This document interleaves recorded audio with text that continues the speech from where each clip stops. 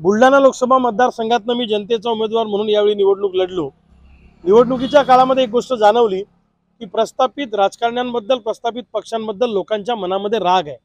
नेते एका बाजूला होते आणि जनता एका बाजूला होती, असं सर्वदूर चित्र या निवडणुकीमध्ये दिसलं। प्रस्थापित राजकारण्यांच्या बद्दल लोकांच्या मनामध्ये घृणा आहे आणि म्हणून या महाराष्ट्रामध्ये एक नवा पर्याय देण्याच्या अनुषंगानं मी स्वतः महाराष्ट्राचा दौरा करणार आहे। प्रस्थापितांच्या विरोधामध्ये विस्थापितांची मोठ बांधणं, वंचित घटकांना, सर्वसामान्यांना एकत्रित करणं, तरुणांना, महिलांना, तरुणींना एकत्रित करून या महाराष्ट्रामध्ये नवीन पोरं राजकारणामध्ये आले पाहिजे, नव्या दमाचे लोक राजकारणामध्ये आले पाहिजे, अशी भावना माझ्या मनामध्ये आहे आणि मी अनेक तरुणांना घेऊन या महाराष्ट्राचा दौरा 4 जून नंतर लवकरच करणार आहे। दौऱ्याची सुरुवात बुलढाण्यातूनच आम्ही करणार आहोत आणि जसं अरविंद केजरीवालांनी एक नवा पर्याय दिल्लीच्या राजकारणाला दिला, पंजाबच्या राजकारणाला दिला, तसा एखादा नवा पर्याय महाराष्ट्रामध्ये आपण देऊ शकतो का, याच्यावर आमचा विचार विनिमय सुरू आहे।